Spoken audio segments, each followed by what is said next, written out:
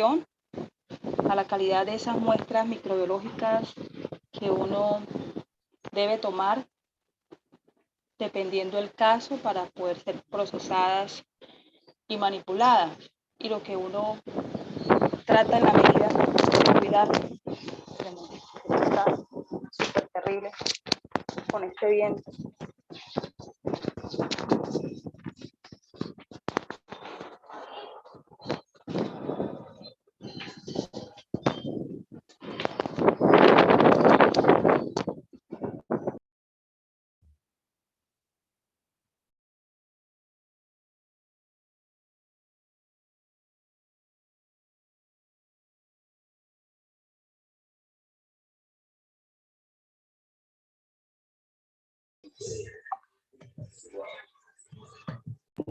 Espera un momentico.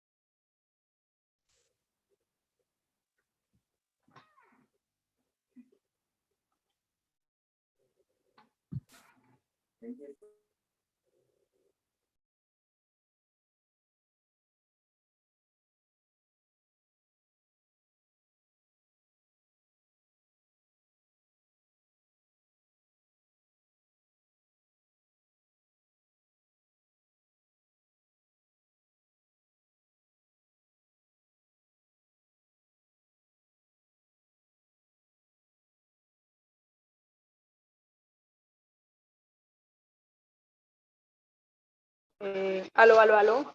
¿Me escuchan mejor?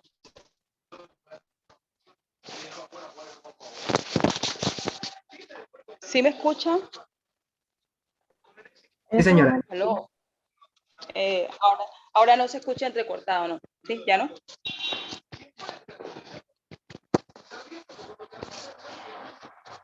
No, pero por el momento no. Ok. Listo. Bueno, ahí le pedí datos a mi hijo.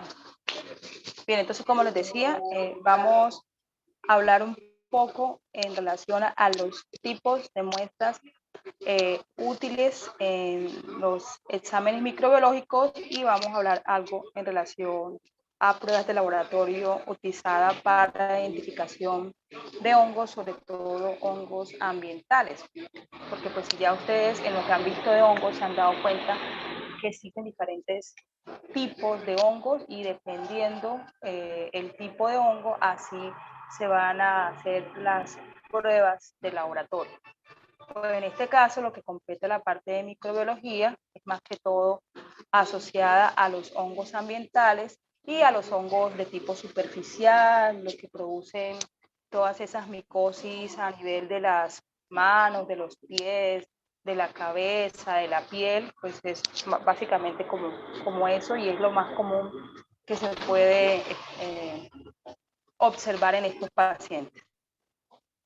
Pero bueno, entonces retomando el tema de la importancia de las pruebas, de las muestras en el laboratorio, pues cuando uno va a tomar una muestra en donde se va a procesar en el área microbiológica, debemos garantizar asepsia, pero obviamente asepsia en el proceso, asepsia desde el momento que tomo la muestra a cómo la manipulo, porque pues se supone que en la muestra lo más probable es que vamos a encontrar un microorganismo asociado a la enfermedad. Entonces lo que no queremos es que esa muestra se vaya a contaminar con un mal procedimiento que nosotros hayamos realizado a la hora de tomar la muestra, y lo otro, que durante el proceso pues también se contamine.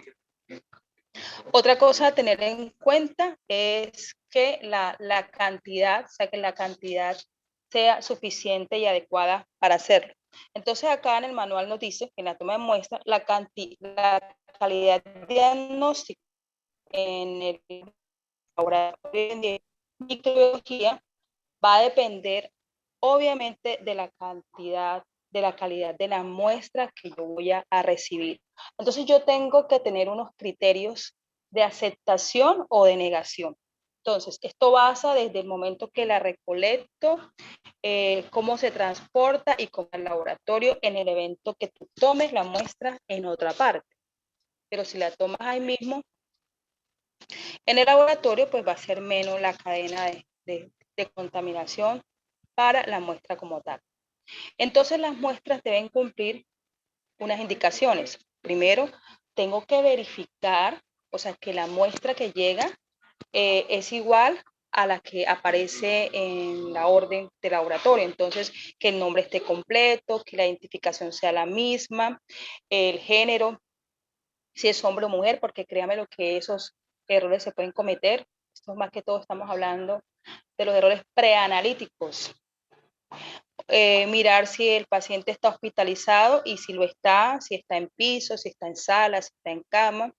La solicitud, cuál es el examen que le mandaron a ese paciente, y la impresión diagnóstica. Recordando la impresión diagnóstica, lo que el médico sospecha que el paciente puede tener. Ejemplo, si el paciente manifiesta una sintomatología asociada a la tuberculosis y le manda un BK de esputo en el cual el paciente tiene que llevar esa muestra, esa secreción respiratoria al laboratorio, él en su impresión diagnóstica le manda BK de esputo, impresión diagnóstica, tuberculosis pulmonar, signo de interrogación. Signo de interrogación, pues porque hasta que no se verifique si es así o no, pues en ese momento va a ser la impresión diagnóstica que se tenga como tal. Muy bien. De la vida. Entonces, todo eso pues es lo que debería llevar pues la orden médica, y pues recordando que debemos comparar cómo llega la muestra más los datos del paciente. Bien, vamos a mirar esos criterios de rechazo. Esto es importante. A la persona la que va a recepcionar la muestra, la que la va a recibir, ¿ya? Porque si ella no tiene en cuenta esos criterios, pues va a recibir una muestra que no se puede procesar, que cuando llega ya a la parte interna del laboratorio, el bacteriólogo va a decir, no, pues esto no sirve, la cantidad es muy poquita, se nota que la muestra viene contaminada. Entonces, eso van a ser más demoras para el paciente, pues porque el paciente le van a decir, no, fíjese señor o señora, la muestra no cumplía con los criterios, tiene que otra vez tomarse la muestra. ¿Pero por qué sucede eso? Porque el médico o, o el bacteriólogo o donde lo hayan mandado a él para preguntarle, mira, ¿qué indicaciones debo tener pues para tomarme una muestra de orina? Me mandaron un uroanálisis, o si me mandaron un coprocultivo, o qué indicaciones necesito para tomarme una materia fecal o el SPUT. O sea, si es él el que se lo tiene que, si es el que tiene que recolectarlo, pues hay que decirle cómo lo tiene que hacer, qué material tiene que utilizar, porque pues él no es adivino para saber, pero a veces no se le dice, y pues claro, llegan con materiales que no son asépticos, no son estériles, ya vienen previamente contaminados, o recogieron la orina mezclada no sé si es de un niño con el popó del niño o viceversa, bueno, una cantidad de cosas y pues eso no es así. Entonces, en ese caso, pues, ¿quién tiene la culpa? Pues realmente que no se le dio las indicaciones al paciente para que el paciente pudiera tomar la muestra de la mejor manera. Y en el caso de las profesionales de la salud que tienen que tomar la muestra, pues ahí sí ya la culpa es de ellos. Entonces, criterios de rechazo en las muestras, uno, inconsistencia en la identificación del paciente. Entonces, en la muestra dice una cosa y en la orden dice otra. O sea, hay una inconsistencia. En el caso si el paciente está hospitalizado o algo, hay que llamar a piso, a averiguar, a verificar, porque no podemos trabajar que de forma mecánica, sino que tenemos que hacer una verificación y que todo coincida. Otra, muestras enviadas en un frasco estéril o con conservante, lo que ya les había dicho. Si me llega una orina en un pote de mayonesa o algo así, o si me llega una materia fecal en un potecito, esos de Vipapurú, porque créanmelo, eso lo hacían anteriormente, años atrás, ahí en esos recipientes, porque no vendían nada de estas cosas desechables. Bueno, antes se aceptaba porque, ¿qué decían? Bueno, como no, eso no hay a la venta, nada desechable, entonces le decían al paciente que tomara un potecito de eso, que lo desinfectara, que lo hirviera y ahí llevara la muestra. Pero al día de hoy eso ya no se hace y si no llegan en esos recipientes, pues obviamente que no se van a aceptar. Muestras por pérdida o derrame, o sea, rebosar.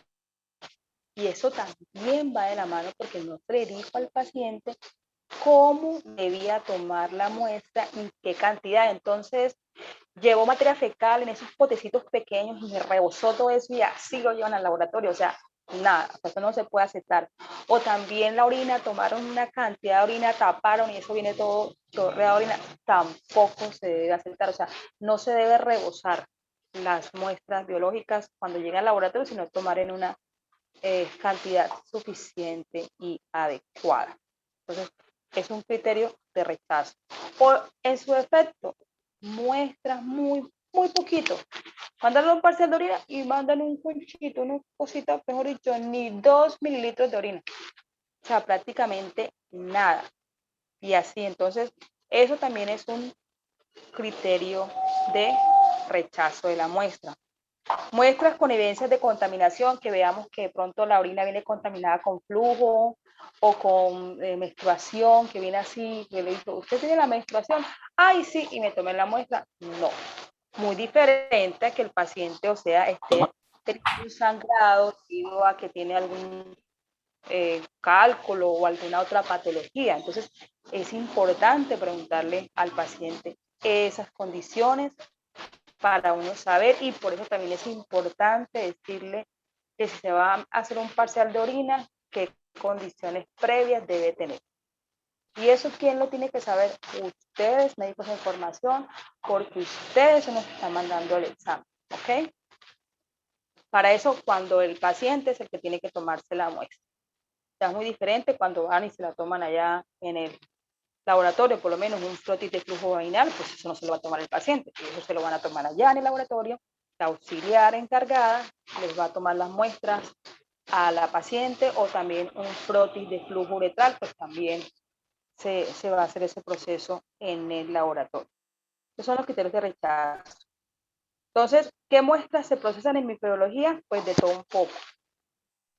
Desde muestras del tracto respiratorio superior, como estudiados faríngeos, de la cavidad orofaringea, de los senos paranasales, exudados nasales, que esto es ahorita muy frecuente cuando estamos ante la presencia de infecciones respiratorias, muestras de oído, del evento de infecciones en el oído, ya sea del conducto auditivo externo o del medio, muestras oculares, muestras del tracto respiratorio inferior, muestras obtenidas a través de fibrobroncoscopias, entre otros. Entonces, aquí, pues en esta parte, lo importante que ustedes tienen que saber es que cuando usted le va a mandar un examen a su paciente y es el paciente el que tiene que tomarse la muestra hay que hacerles las indicaciones adecuadas para que tome una buena calidad de la muestra. Y digo en eso porque pues ya cuando se toma en el laboratorio, pues eso ya hay unos criterios, hay un conocimiento del profesional de cómo lo va a tomar, pero en el caso de los pacientes no, de cómo se toma una muestra de esputo, o sea, el gargajo, como vulgarmente se le dice, para que lo recolecte en un potecito de esos de orina, boca ancha, que deben jugarse la boca previamente, la orina, si se le mandan un análisis o un coprocultivo, cómo debe tomarse esa orina, que es la primera orina de la mañana, o su efecto, pues tomársela durante el día porque es un paciente hospitalizado, o se va a tomar una muestra de materia fecal. Bueno, las cosas que le completan al paciente, pues el médico tiene que orientarlo de cómo se la debe tomar, cuáles son los recipientes que tiene que utilizar, las cantidades adecuadas y llevarlo al laboratorio. Y usted se tiene que bajar al nivel del paciente, porque si es un paciente del área rural, usted no le va a decir es que usted tiene que tomar la materia fecal en tal cosa, no, usted tiene que decirle tal cual literal como el paciente entiende cómo va a tomarse las muestras y llevarlas al laboratorio. ¿Alguna pregunta hasta acá? Yo sé que están preocupados por el parcial que tienen ahorita, pero pues, ¿entendido esa parte? Sí, señora. Bueno, y la otra parte es en relación a las estructuras micóticas, en la parte de microbiología y sobre todo lo que es en referenciación de los hongos ambientales, pues nos basamos primero que todo en el hallazgo o la visualización de ciertas estructuras asociadas a los hongos.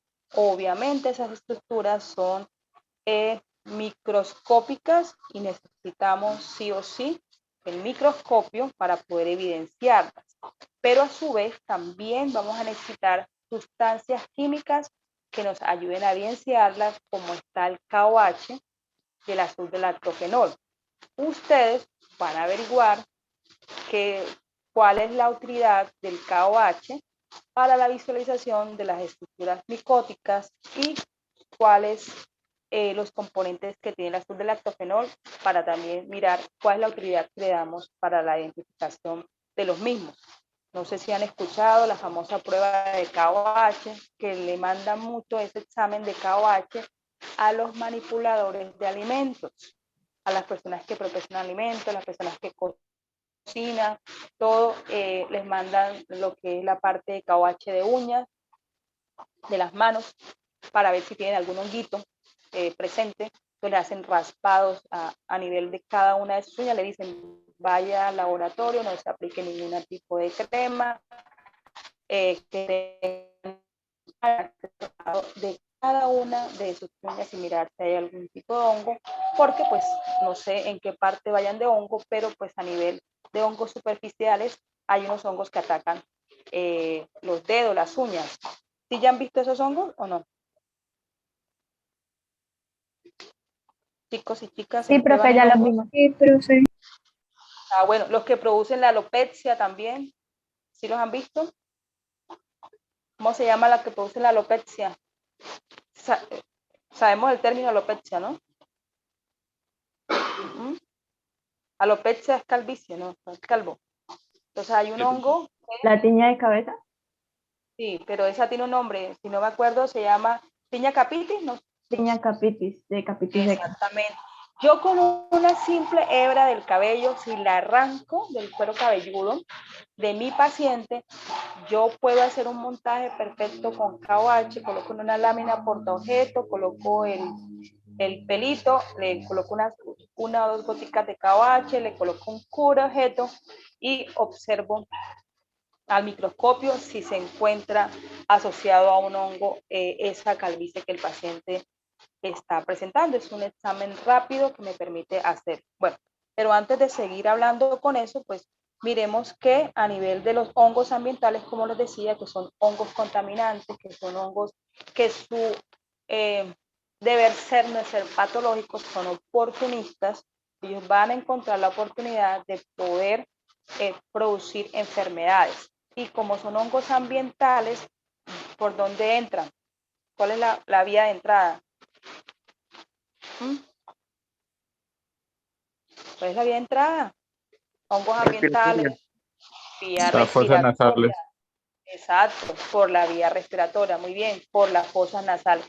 Nosotros en el laboratorio, pues si estuviéramos de forma presencial, trabajaríamos con diferentes cepas de estos hongos, como penicillium, aspergillus, níger, rhizopus, mucor, y pues nos dan la cepa, los cultivos bacterianos. Estos hongos crecen perfectamente en un agar que se llama saburó, es un agar sólido, que permite, o sea, que le da al hongo todas esas condiciones o esos nutrientes, ingredientes que el hongo necesita para poder entonces crecer. Entonces tenemos el saburó simple y el saburó compuesto. En el saburó simple crecen todos y el compuesto ya va a tener otras sustancias químicas que van a inhibir el crecimiento de unos, pero permiten el crecimiento de otros. Viene siéndose como un tipo de medio diferencial, ¿ya? O selectivo más bien. Entonces, eso se da ahí. Y las características de las colonias, en este caso, son muy diferentes a las de las bacterias. A veces el estudiante decía que cuando hacía los parciales, que hacía todos el mismo día, ay, profesora, es que nosotros nos confundimos entre las bacterias y los hongos, pero eso no tiene o sea, eso no tiene ninguna comparación, son totalmente diferentes. No entiendo por qué ustedes van a cruzársele los hongos con las bacterias. No tiene nada que ver. Lo único que tienen en común es que producen infecciones, ¿sí o no? Pero el resto, no. Cuando hablo de la parte de la morfología o el aspecto macroscópico de las colonias, los únicos que tienen aspectos parecidos a los cultivos bacterianos son las levaduras, lo que es la cándida, que la cándida forma parte de nuestra flora normal. Entonces, un crecimiento en el agar de cándida es muy parecido al crecimiento bacteriano, pero entonces comprobamos que no es bacterias cuando tomamos una muestra de la colonia, hacemos un extendido, fijamos y hacemos la tinción de gramo. En el laboratorio de microbiología, si no hay una buena asepsia del entorno, ni tampoco de los incubadores donde uno mete los cultivos bacterianos, estos casi siempre se terminan contaminando por algún honguito ambiental que esté por ahí. Bien, entonces, como les decía, pues hay diferentes estructuras. Dentro de sus formas de condición encontramos los blastoconidios, hialinos, septados, no septados, dematiáceos, y ahí entran lo que son la curbularia, mucor, rhizopus, son hongos dematiáceos que toman un color o una pigmentación marroncita cuando nosotros la visualizamos en el azul del lactofenol, y aquí hay otras estructuras que nos van a hacer asociación con ellas. En el laboratorio lo que hacemos es tomamos los cultivos de estos hongos, hacemos los montajes en fresco utilizando lo que es KOH y azul del lactofenol. En KOH miramos las estructuras asociadas a los hongos en forma de hialina, o sea, transparente, translúcidas, incoloras, y en cambio en el azul del lactofenol sí hay una pigmentación de las mismas. Por eso se dice que el azul del lactofenol nos va a ayudar a poder identificar estructuras claves asociadas a los hongos. ¿A qué le llamo estructuras claves? Son estructuras que son características de ese hongo. Por lo menos en el caso de los rizopus, vemos estructuras claves, los rizoides, que son como especies de palitos que parecen como raíces o yuquitas en la parte de abajo, porque la parte de arriba es muy parecida a la de mucor. Entonces nosotros los bacteriólogos hacemos esa diferenciación para poder reportarlos en el examen de laboratorio. En el caso del KOH se utiliza para visualizar estructuras micóticas en muestras biológicas del paciente, sobre todo para mirar micosis superficiales, no sirve para mirar micosis profunda. Entonces lo que hacemos es que, bueno, si un paciente tiene una lesión a nivel de la piel, que tiene todas las características asociadas a un posible hongo de la piel, entonces el médico le manda un KOH, un raspado de esa lesión para ver si efectivamente es o no es hongo. Entonces le dice al paciente que tiene que ir allá, porque se lo toman en el laboratorio, el auxiliar o el bacteriólogo, que no debe aplicarse ningún tipo de crema ni nada previa antes de ir allá. Entonces se la lleva, entonces uno empieza a hacerle un raspado con el revés de una lanceta y en las zonas descamadas, entonces se toma y se coloca en la lámina portaobjeto, le agrega una o dos goticas del KOH. El KOH, ¿qué es lo que va a hacer? Bueno, que es algo que ustedes tienen que investigar.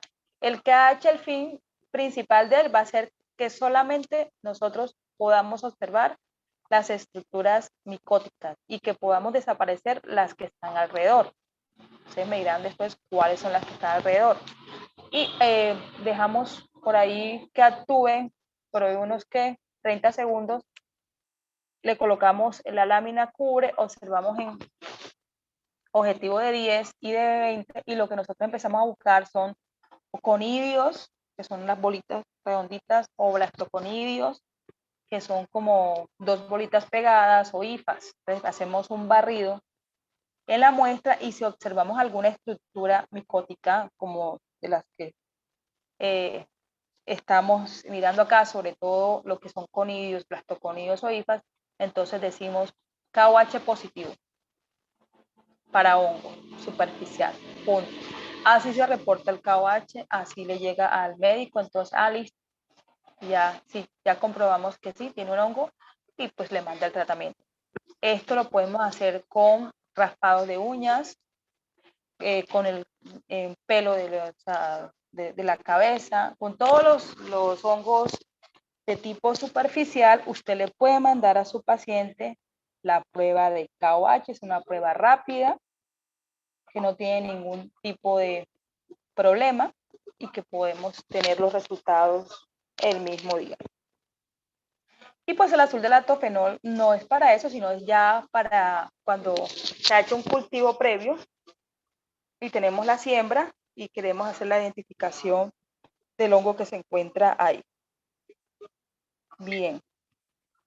Entonces, ¿qué hacemos en el laboratorio? Hacemos montajes de las cepas que nos den para que ustedes tengan como esa experiencia, porque pues ese no es su trabajo, tengan como la experiencia de poder observar esa estructura micótica.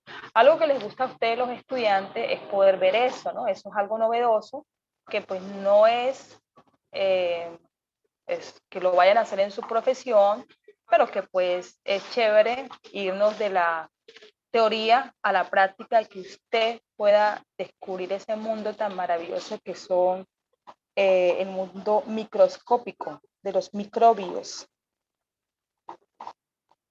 Bueno, voy a mostrarle por acá algo que... ¿Tienen alguna pregunta hasta acá? No, profe.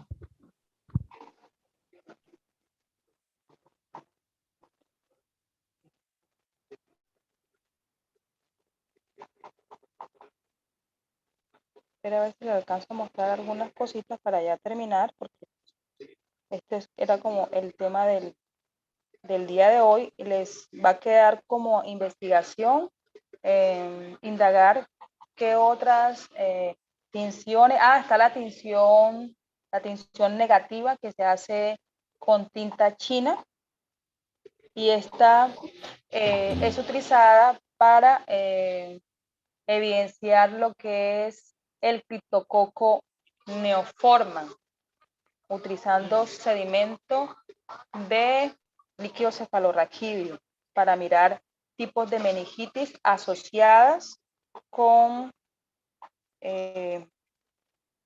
hongos. Con hongos. Acá, un pico.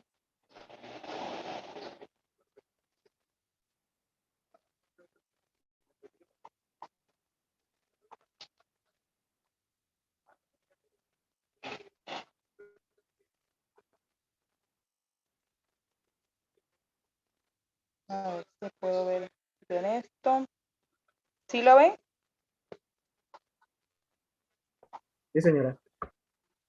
Bueno, entonces aquí vemos, miren, un cuadrito en donde nos habla la clasificación de las diferentes micosis según la Organización Mundial de la Salud, las superficiales, que es lo que estamos hablando hoy, y es lo que más hacemos en la parte de microbiología, que están las dermatofitosis, pitiriasis versicolor, pilonodosis, candidiasis cutáneas o mucosas.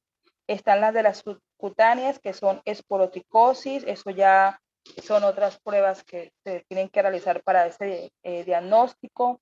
Cromoblastomicosis, micetomas también profundas, pues también hay otras pruebas que son las que ustedes tienen que saber, que me imagino que la doctora María Victoria pues les hablará de estos patologías y cuáles son las posibles pruebas diagnósticas que se puedan realizar.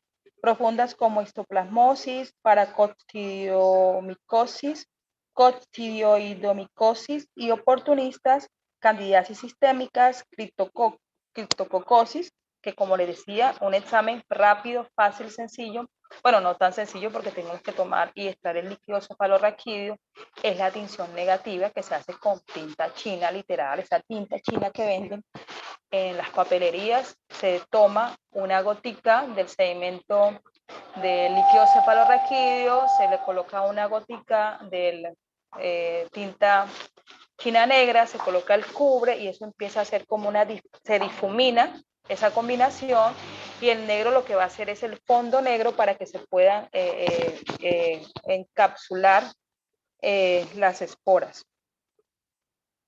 Tenemos aspergiliosis, y eso, el aspergilio si lo podemos ver con el azul del lactofenol, el montaje. Mucormicosis también, neumocistosis no, cándida también, podemos verlo. Hablando de esto ahora. Bien. Y acá, pues entonces, el diagnóstico micológico para micosis superficial, en el caso de la dermatofitosis o tiñas, pues los que les decía, con KOH. Entonces, recolección, podemos, piel, pelos o uñas, raspados, depilación, cepillo o nicotomía. Estos son las muestras que podemos utilizar. Mire que acá nos está hablando. KOH, que puede ser de un 10 a un 40%, y pues estructuras posibles a observar, hifas hialinas, septadas, no septadas, ramificadas, también, como les decía, conidios, blastoconidios, y bueno, y acá les muestran algunos cultivos asociados. Entonces, miramos acá la recolección de la muestra, aquí las estructuras que se pueden visualizar al microscopio. Creo que ustedes deben tener un atlas de estas estructuras, pues eso es lo que observamos a nivel microscópico. Aquí la parte de las lesiones, en el caso de la vitiriasis versicolor, como se observa, pues eso ya ustedes lo ven con la doctora María Victoria. Bueno, en cuanto a la pitiriasis, lo que vamos a hacer es recolección de la muestra, vamos a ver escamas, entonces lo que nosotros vamos es a obtener esas escamas, ese raspado, como les decía, con el revés del bisturí, la obtenemos y hacemos el montaje. Y acá, en este caso, lo hacen con azul de metileno. Hay muchos colorantes utilizados para este tipo de montajes. Micosis superficial, pitiriasis versicolor, ahí nos muestra cómo se hace el montaje.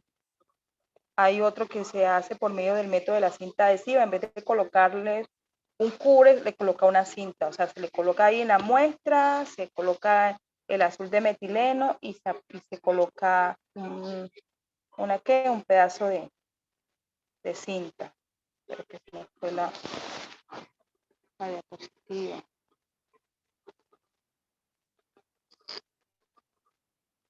Uf.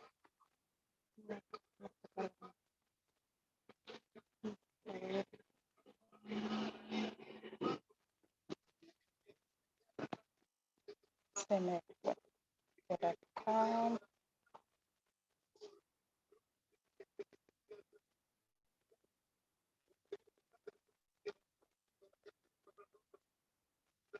Aquí están las diferentes piñas.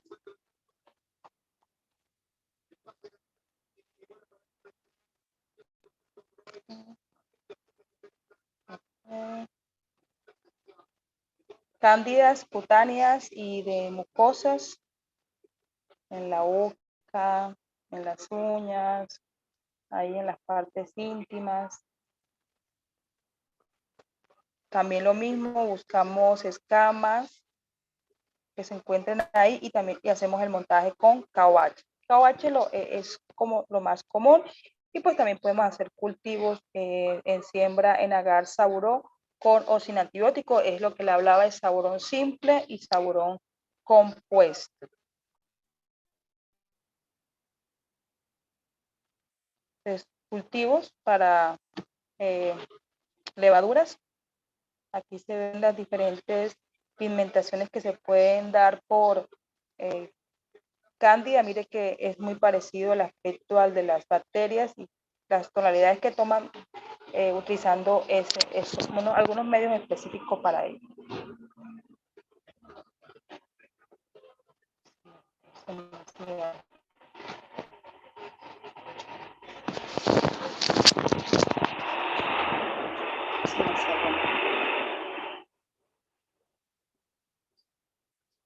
Me va a tocar dejarlo hasta aquí porque no me deja abrir. Preguntas, dudas, inquietudes. No, profesor. Bueno, chicos, entonces lo dejamos hasta acá. Sé que están ahí expectantes por su parcial, que les vaya bien y pues nos vemos en clase de libros, ¿vale? Listo, profe, muchísimas Profe, gracias. gracias.